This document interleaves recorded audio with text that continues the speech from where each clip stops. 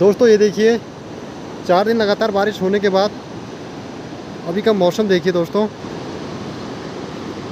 लगातार 3-4 दिन बारिश होने के बाद अभी का व्यू कोटाबाग नैनीताल ब्लॉक कोटाबाग। सामने गधेरा देखिए,